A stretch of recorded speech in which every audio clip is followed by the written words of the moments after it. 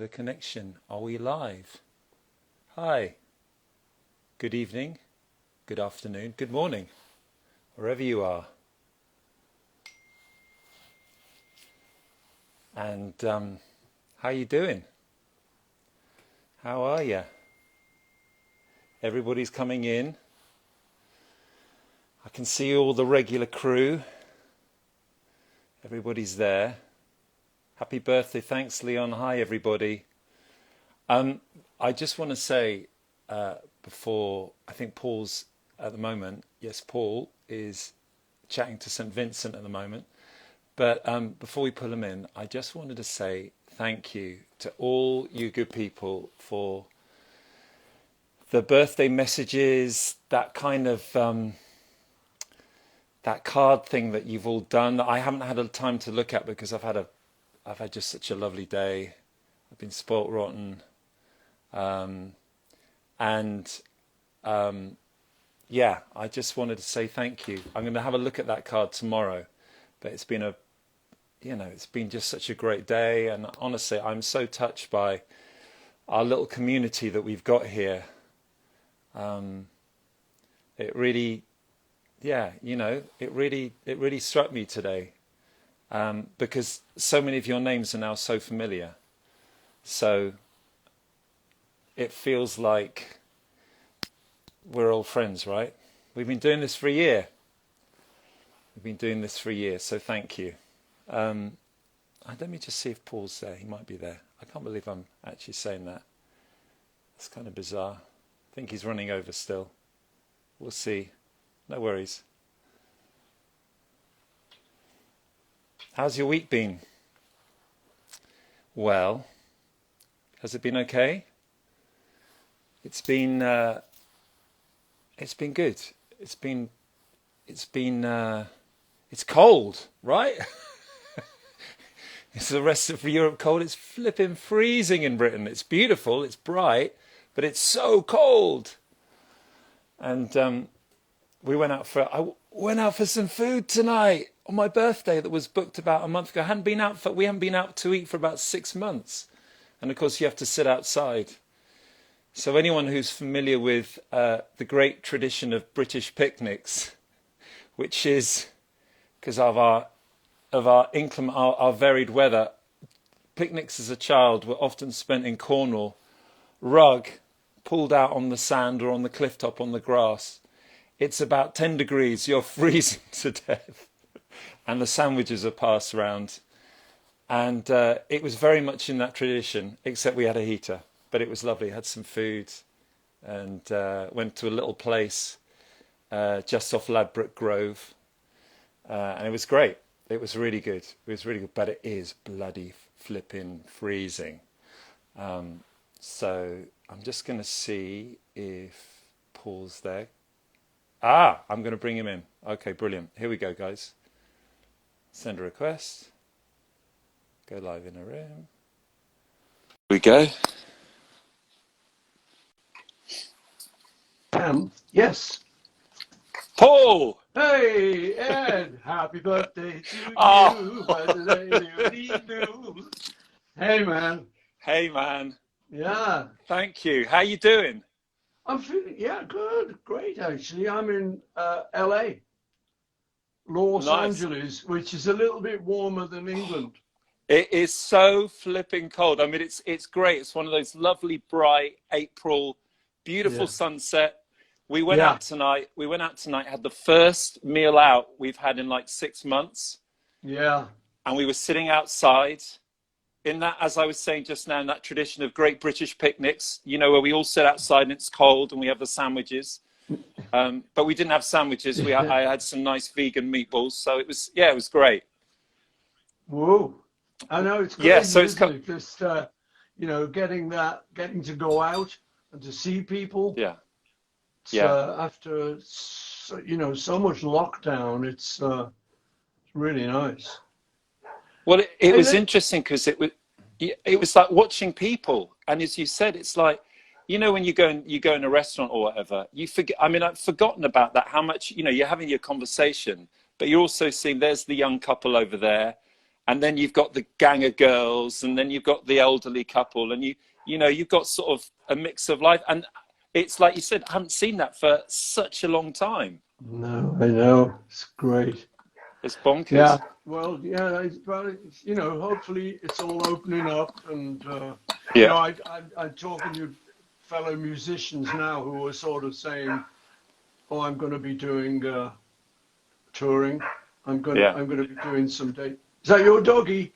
Yeah. Hey, that's hey, Ziggy. boy. Ziggy's a rescue. She's half Springer, half Collie. She's completely bonkers. Love it. Love it. We've got a rescue called Rose, whose birthday it was yesterday. Oh, they're so close. great. They're great, aren't they, rescues? But she's got, unfortunately, she's a little bit feral. And she got a pigeon yesterday, and it was before we know it, it was all devastation in the back garden. So it was, you know, that's what happens with animals, right? That's what happens. Yes, it's the law of nature. Suddenly you find a lot of feathers in your garden. Yeah, where a pigeon once was, and with a big smile on the dog's face. Yeah. Haven't I done well? I want to thank you very much. Yeah, exactly. I want to thank you very much for doing this mix on the III Imagined album, which I don't know if you know, it's releasing at midnight tonight. So you're releasing an album tonight. Listen, man, it was such an honor. It's funny because obviously, you know, the list of artists is brilliant, isn't it? It's so great. Yeah. And I was thinking about it, and you know, I'm going to be very un-British here because, you know, usually we don't say these things, but I was thinking about it today, and I was thinking like, well, it's obviously, as artists and musicians, we have huge respect, obviously, for what you've done and all the music you've done, because we've all grown up with that and you've influenced us all. But the other thing, and this is the un-British part, is I think it's because we all love you so much. I think that's so true. I think, like, you know, I said this to you the other day on the phone, like, you have obviously done this music, which is extraordinary, but the way you've conducted your life and the way you are is so cool. Like, you know, and I think, you know, I think it's like, it's really important. I'm a real believer. It's taken me about 50 years to get to this point to be able to say, but I'm a real believer. Say it when you see it. You know, you're so loved, and what you've done has been extraordinary, and the way you've done it, you know, and you're so approachable and down to earth and all of that. So, thank you so much. Hey, man, that's very un-British. Well, I love it. I love it. Yeah, but it's like you said, that, you know, what you said at the end of Abbey Road. The love you put out, the love you get, and you sowed all these seeds for us. You know, you allowed us. We come from such an interesting country, and we see the Duke of Edinburgh's just passed away, who was part of that other Britain that we all grew up with, where we didn't say that stuff, did we? Really not. No. You know, I often say to people when we were kids in the band, you know, when the Beatles was first starting, there's no way any of us would have said to each other, "I love you." Yeah. It just, I mean, we were all trying to be hard, you know, Liverpool guys, hey, all right, man, yeah, that's okay, yeah, all right, you know, yeah, that's about as far as you got, you know, about as deep as you got. Yeah. But then as time goes on, you just realize, why not? You know, it's maybe it's cool to just say, hey, you know, I love you, and yeah, well, you did it, and you sowed the seeds for all this stuff. You were part of that generation that you did, and you guys really did it. Like, you were so brave and like to the fore, and in a way kind of like challenging the whole British way. But it's so true, and it's like I think it's really changed. Like, I remember watching TV when I was a kid, and we had lots of American TV, didn't we, in Britain in the 70s? Yeah. And I remember, you know, there'd be that classic scene where the child is, you know, being said by the parent, "I love you, darling, I love you," put you to sleep. And like, I grew up in a household, and listen, my parents loved me, but they never said that. My dad would be like, you go like, bloody Americans, always telling they love one another. And you sort of kind of grew up with that. And then you go like, well, for me, it was, I don't know if you remember whether there was this big summer of love in '89. I don't know if Stella and Mary got into that whole acid house thing, but Yeah. it kind of blew the barn doors off it for our generation as well. You guys sowed the seeds, and then we reacted against the '60s, and we were like bloody hippies and all that. And then the acid house thing came along and just reaffirmed that. And suddenly, you're my brother, you're my sister. I love you, I love you. And it's so important. And I think it is changing the generations now. You know, Yeah. it's the No, younger generations. it's true. You know, in my experience, as you say, my kids. I think it was a birthday party for Stella when she was, I don't know, maybe 21 or something. It's round about that age. And she had a lot of her friends down to the farm where we lived. We had a big barn, and they're all decorated, and they were rocking away. And she's got a really cool DJ there, Oakenfeld.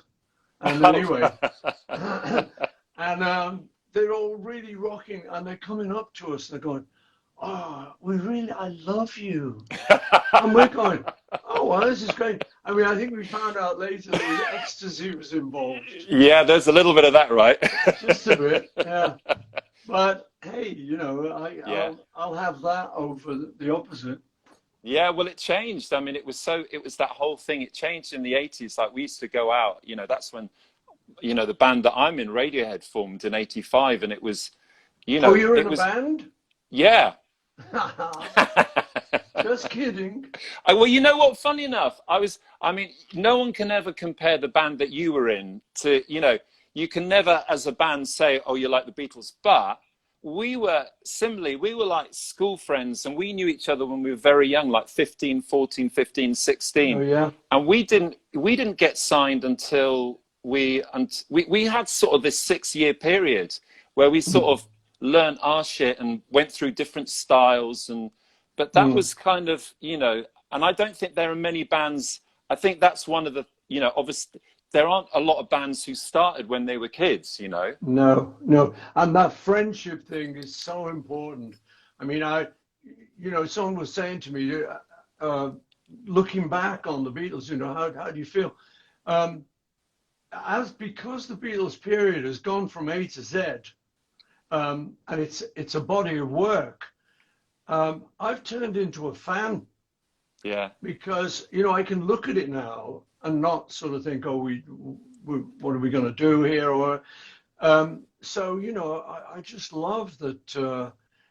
And the thing I realized is that we were at it a long time, or maybe not a long time so much as millions of hours. Yeah. You know, we were starting in Liverpool, just playing as a little crappy group. We really weren't very good. You know, we didn't know much. But then we ended up getting out to Hamburg, and we got better. And so we had this lovely build-up where we learned millions of songs in Hamburg. But most importantly, got to really know each other. Yeah. You know, and I was remembering, when we were kids, I used to go hitchhiking with George, and we'd go down to Harlech in Wales, and, you know, we'd hang and... So those kind of things just really bond you to each other, you know. I also did that with John, you know, we hitchhiked and we ended up in Paris. We were trying to get to Spain, but Paris was too cool. So we stopped there. Yeah. Well, did you kind of, because it's funny, because what we used to do is like, we had very similar, I'd go on holiday with Colin, or Tom would come and see me. We had all this. And what we used to do a lot was we used to sit around talking, we came from outside Oxfordshire, so it wasn't the urban thing. So we rehearsed in all these village halls, and invariably we'd do 3 hours rehearsal. Then we'd go to the village pub for half a pint. And we used to talk about it. Are you good? Am I back? Yeah. No, you just froze for Hello? a minute. You're good now. Oh no. Yeah. Yeah, good. We used to talk about, like, you know, we weren't a very good band either. We were just not very good, but we learnt to play together, and we'd start. And when we do this, and if we get a record deal, we're going to get a van and stuff like. And we talk like that. And I think, you know, like you said, there's a lot of hours that goes into kind of that whole, that you're sort of creating this energy, this whole kind of. I mean, and you guys did it to the, you know. Yeah. Well, I mean, you know, like I say, you know, if you're sleeping in the same bed as someone, you're gonna get to know them quite well, you know. Yeah, it's true. And we did a lot of that, you know. We'd go somewhere, and I remember going down. We hitchhiked. Me and John hitchhiked down to my cousin Betty's house, where she was living in near Reading, and they only had one guest room, so that was our room. So we top and tailed, you know, that where he was at the top and I was at the other end. Yeah, and it was very cute. I have very fond memories, you know, because as you say, you'd be chatting, we'd be talking about music, and we brought our guitars, so we were always playing. But it was very cute because even though we were, I don't know, 18, 19 years old, my cousin Betty had come in the evening. Hello. This is Una, Paul. Hi. Hi. This is my daughter. She's a massive Beatles fan. She's got all the vinyls and stuff. Whoa, a woman of good taste. Hi there.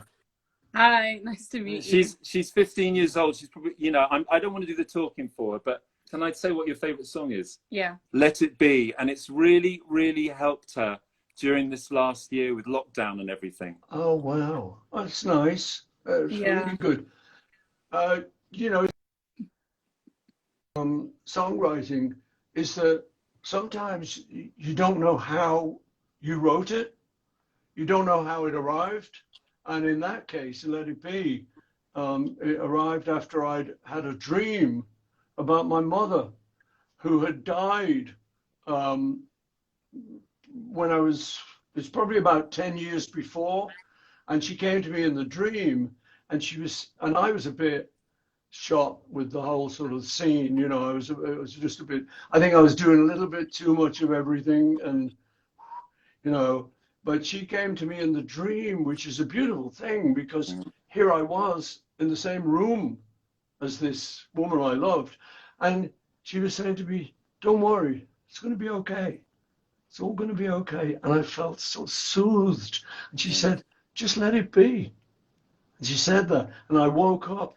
I went, wow, that's so great. You know, what a great idea. And I said, let it be.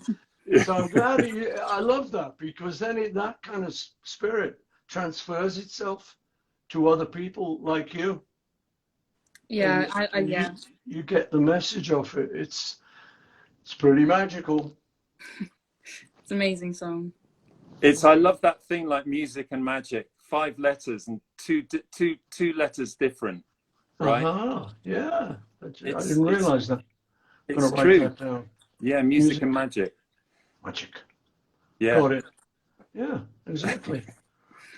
Ding, ding, ding, ding. It's us, or ag. Yeah. When are you coming back to Britain? Are you coming back are you getting back here for the spring, or are you out in America for a while? Yeah, no, I'm coming back. I think it's about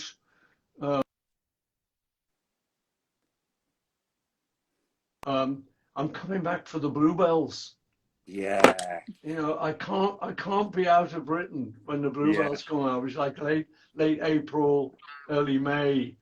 I just love that so much. So I'll be back then, and I've promised to bring some warm weather with me. Please do. That'd be great. Yeah.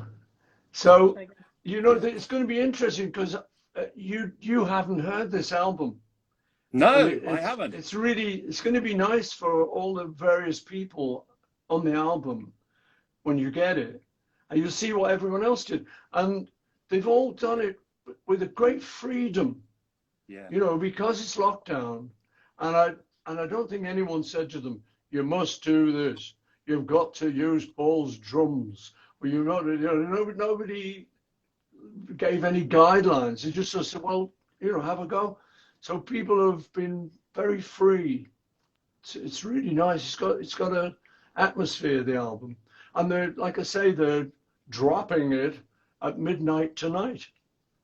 It's really what I loved about the whole brief that you gave. It was just like, do whatever you want, and I think we sent through because it was really tricky for us to do because of lockdown, and I didn't at that stage. I've actually finished having a home studio, so I was going into the church with Paul Epworth, and we had like a day, and I think we sent something through to you, but your vocals were all on one stem, and because we couldn't, and the brief was, you came back and said, listen, don't pay such, don't pay homage to my vocals and we're like, great, can we get in there? And it's you know what it's like. You just want to, you just want to be able to have a go and not have someone breathing down your neck or whatever, or telling you, you just do it and do what feels right in that moment,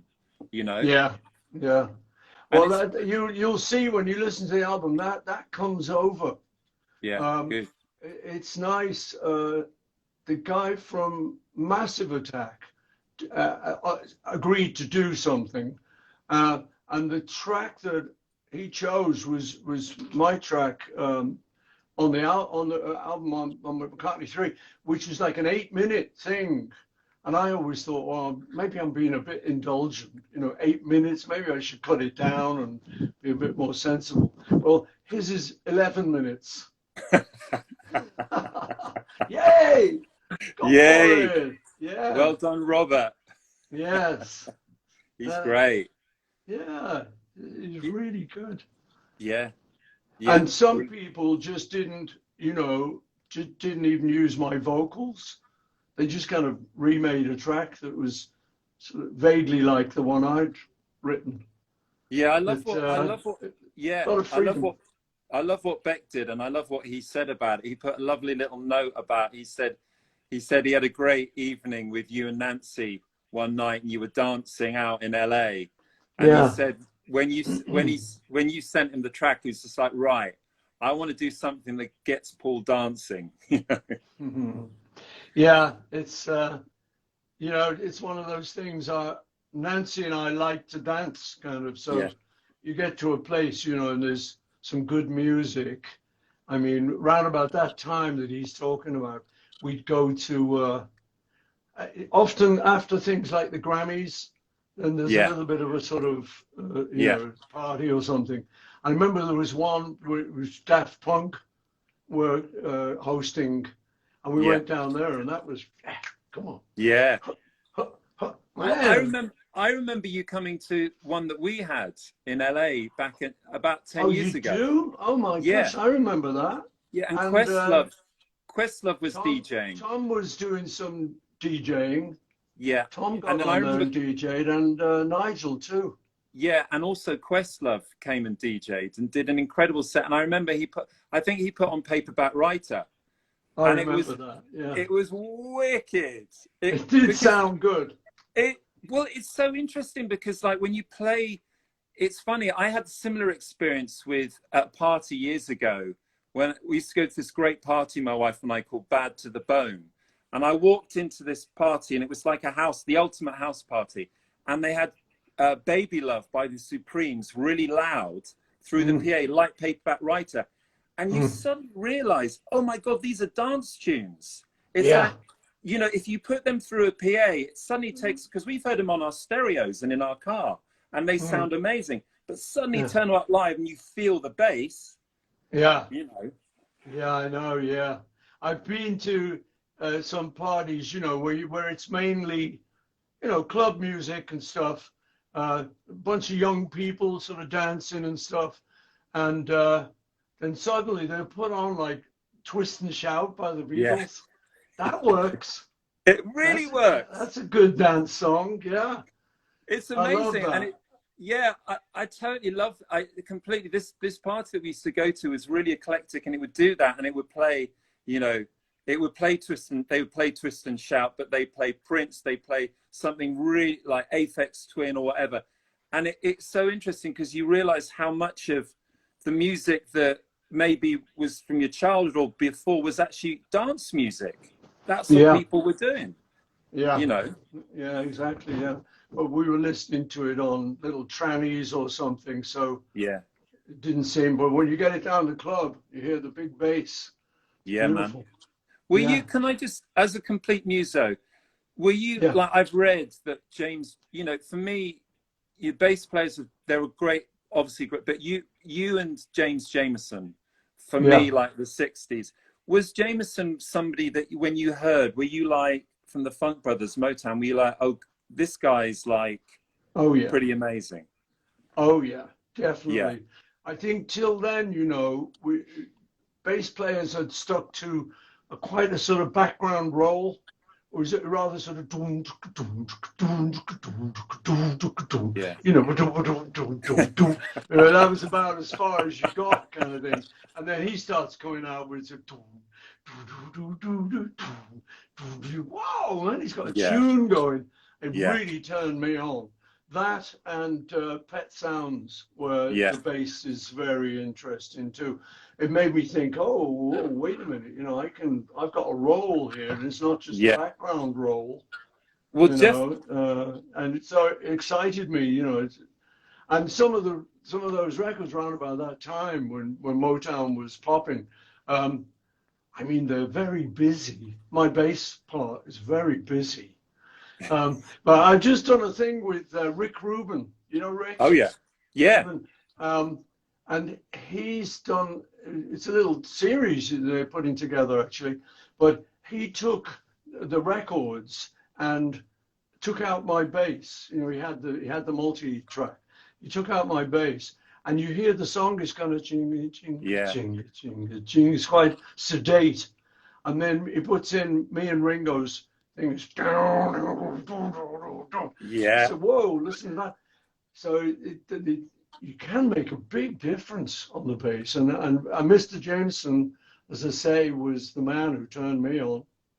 Well, I read, it's interesting you say that, because I read the Jeff Emmerich book that he talks about working with you, like working with you on the bass to get that bass sound. And he said in the book that quite often, you know, in the middle period, you would put the bass on last. You know, you might put the bass. Yeah. And so I was demoing. I did a lot of demoing for my last records.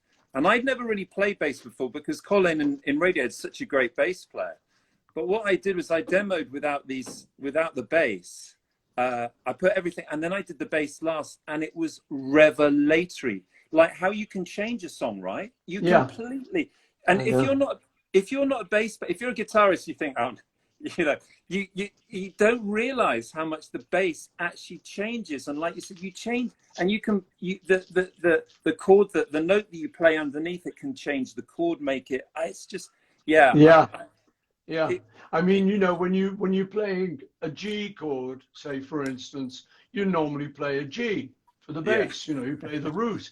But if you play a D, it suddenly holds everything up. You get this tension. I mean, that's what I love about music. I'm still discovering all that stuff. Yeah. You know, I think that's the thing. It's you're still finding things that intrigue you. You know, the difference you can make. I'm going to have a piece of gum. Oh, There's good. my gum. Nice. And here I'm going to pop it in. I can have some water. All right. I haven't had my birthday cake yet. Una's made me a birthday cake. We haven't eaten it yet. You haven't? Wow. So what? Now it's 9 o'clock for you. Yeah, we'll have some. We'll have some in a sec. Going to watch a movie. Going to have a birthday movie, and you know, my birthday movies. I'm a bit like I like going back to the same films. You know, for like I'm a bit like I love watching new films, but for treats. So I'm feeling Interstellar tonight. Ooh. We're big fans of it. You know that film Interstellar? Yeah. Love that film. You like a bit of galaxies and a bit of. Well, I like it because I like that, but I like because at the heart of it, it's about love, you know, and it's, to me, it gets me crying. It's the love of a father and their daughter. Oh, yeah. You know, Oh, so it's beautiful, isn't it? Yeah. I love that. And, you know, bringing it back to music, that so reminds me, you two remind me of, I was in a concert once. It's funny because this conversation come around full circle. I was in a concert once doing Let It Be. So I'm up at the piano, I'm doing Let It Be. I look out in the audience, and there was a very tall, good-looking man, and a girl beside him. It was obviously his daughter, and she had sort of long black hair.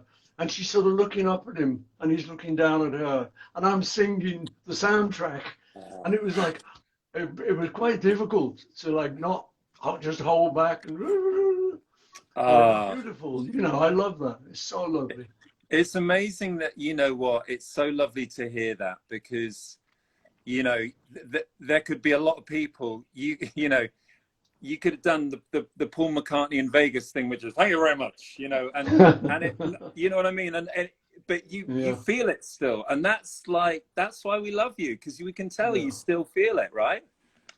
Well, well, thank you. I mean, I certainly do. There's no denying it. It's like, it's just, you know, we're so lucky to be able to do this in life. There's so many people who are really good musicians and stuff, but they don't get as lucky as we've got. I mean, it's not all luck. A lot of it's hard work and skill, obviously, but it is great. It's a great job. It's great, isn't it? It's like, I feel I've felt a bit guilty over the last year, sort of feeling a bit down and stuff, because I'm aware that it's like, our job is like winning the lottery, right? We've got the golden ticket. And like you said, there's hard work, but you don't mind doing hard work if it's something that you love, you know? The payoff is the best thing. Oh, you know, when you've struggled with something. I'm actually, after this, I'm actually going to a studio out here, working with a young producer. And I was with him yesterday, and it was a bit of a struggle. You know, I was trying to think of what I wanted to do on the bass, and I thought, oh God, you know, I'm on the spot. I don't really know these people too well. I've got to try and be wonderful, but it was okay. And in the end, it was like, oh, wow, that's good. That's good. Yeah. So that payoff is what makes it all worthwhile. It's that. I mean, I guess what you're also saying is like what I learned from, you know, when you go and play with other musicians who are great musicians, and I'd only really played with Radiohead until about maybe 15 years ago. You know, I wasn't in any other bands, and, you know, because it was full on. And then you go and play with other musicians and Johnny Marr and Neil Finn and stuff like that. And I think one of the great things was, I was really nervous before you do that, because you think, shit, you know, am I going to be any good? You know, how am I going to be? Yeah. And you realize that actually uncertainty and insecurity is all part of it as well, right? It's, you know, and that's kind of necessary as well. That kind of ups your game, but it's also part of the humility. I think it's so important to have, you know, that humility with music. It's because the moment you don't, you get your ass kicked. And that's what I also love about music, that I always say this, I think music is like the biggest bullshit detector, you know, like it can really sniff it out, and really? You get your ass, it's because it is magic. It you know, there's obviously stuff that we do, but also it comes through us, right? We, you know, we got these little antennae, and if we're all, you know, Jack the Lad, those antennae aren't working so well. No, I know. That's a case of, do you know who I think I am? Yeah, right. There's a few of those people around. Yeah, there are a few of those. Do you know who I am? No, but I'd say every time I go in the studio, you know, and the other added factor, I think, is when you've had success, you're now worrying that in their eyes, the people you're working with, they're going to say, come on, then, let's see this brilliance you're renowned for. You go, holy shit, I'm not really brilliant. I'm just like, you know. Oh, man, do you know what? that so warms my heart, Paul, to hear you say that, because Well, it's true. know, You know, you can't get around it, I don't think. yeah, that's that beautiful. I totally agree with you, and yeah, totally. Almost every time you start a new project with somebody, a new producer or something, it's kind of, and you would, yeah, I mean, you know, almost like the bigger the projects that you've had in the past, the more, you know, but More pressure, yeah. more Yeah. pressure, right? Mm-hmm. So have you got another Well, album on the go? Have you got more music? Are no, you? no, this is I just met this guy, Andrew Watt, who's a new young producer who's, he's probably not that new, but I mean, to me he is. And I just met him the other day. He's got a great little studio, which is in Charlie Chaplin's old house. Oh, So it's wow. real Hollywood history, you know. Yeah. And he's got this fabulous little studio in the bottom. So I was going around maybe to just have a cup of tea with him, and we got talking, and I said, well, you know, I was talking about something. I said, I don't happen to have a left-handed guitar here, do you? You go, yes, we do. So suddenly I've got a guitar, and we just took it from there. And I said, should we put this down? So we've ended up doing a track, but again, you know, it's not me trying to make a new album. It's just doing a song with this guy Yeah, who's fun to work with. So that's great. it may well be on a next album. I'm not in a hurry. You know, we've got tonight's album coming out. Come Your album. on. Yeah, Yeah, your man. album. It's So our cool. album. It's our So album. it's, you know, it's so funny because, like, you know, like I'm 53 today, so I'm still chuffed that we're to be doing this. But I love that thing in life. Like my 10-year-old boy, I was a Beatles obsessive. So if you know, like you have these moments in your life. I don't know if you had it when you met, I don't know, when you met Elvis or something, but when you have these moments when you think about, like, my 10-year-old self is going absolutely nuts here. And it's great because Yeah. you have these conversations with people who, you know, and I think we're so lucky because in music you tend to meet your heroes along the way, right? And usually it's a fantastic connection and a conversation like we're having now. Sometimes it can be a bit weird, but usually it's great. And it's that, you know, it's that circle. It's that beautiful circle that happens, you know. It really is, yeah. No, yeah. I have that too. Like you say, we met Elvis, and you know, since we were kids, you know, hitchhiking on holiday and stuff, and there'd be an Elvis record, and it would just be like God. Yeah. And this, you know, it was just, his music was like, you didn't know how they did it. You just couldn't figure out how it made these sounds and how he sang so beautifully and loosely. And then you meet him, and it's like, oh, it's like nervous, but he was great. You know, he was really, yeah. He was very friendly, and he was starting to play bass. He plays bass on one or two tracks, Elvis tracks. So I could talk to him about the bass. Yeah. So that gave me a conversation opener. Did you think because so it's a bit like Elvis is like your specialized subject in terms of that was the music you grew up with. Like from afar, you know, Elvis is a generation removed from me. Yeah. And I love, you know, I remember the summer of '77 when he died. They played his movies on the TV all summer. I'm 9 years old and I watched them because there's nothing else on TV, right? But I watched them and I'm sort of transfixed. And then you sort of get into Elvis and you listen to stuff. And it's that thing that the stuff that he did right.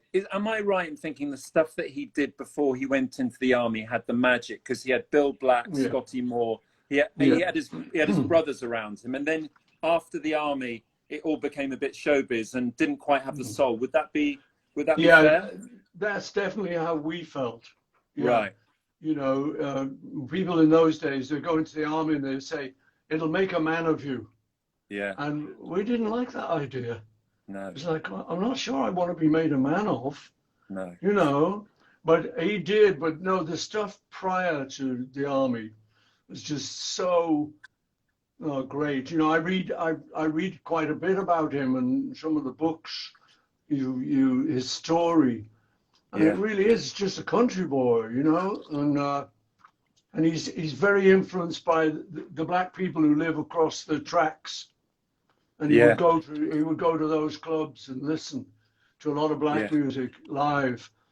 So it was just so amazing. Yeah. Anyway, there it is. yeah. But it was a joy to meet him. You know, we tell him all this, how much we loved all this stuff. Now the other crazy thing though was kind of unfortunate because with the Beatles coming in, it kind of edged him out, and that was the last thing we wanted to do. Yeah. You know, we never wanted to be, you know, edging Elvis out of the picture. But So how did anyway, did, he was gorgeous. but he was all right. You didn't get any sense of him being like he knew that these four guys from Liverpool were taking his No, space. no, it was great, and I prefer to remember it like that because, in actual fact, later he did get a bit funny. Yeah. He went to he went to visit Nixon Oh yeah. once. It's sort of documented somewhere, but he starts busting us. He starts busting us. He starts saying, you know, those Beatles are not so good, you know, they're taking drugs and all. I'm thinking, you dirty rotter.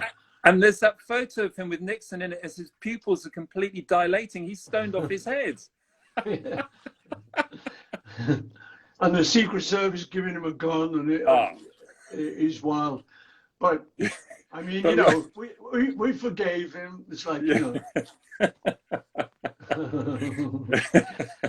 crazy. Oh, beautiful, beautiful, so great. He definitely tried to bust us, I must say. Bastard. Hey, listen, listen. You'd better get to your cake. Thank you, sir. This is going to be a wonderful cake. I can tell by having met the cook. So thank you. Thank you. Thank you so much, cheers, Paul. man. So, yeah, well, Big thank love. you. Thank you, man. Yeah, same here. And thanks very much for doing the track. I look forward to you hearing the whole album and enjoy it. And I think it is a bit dancey, the album, because a lot of it's sort of mixy and so great. So thanks, man.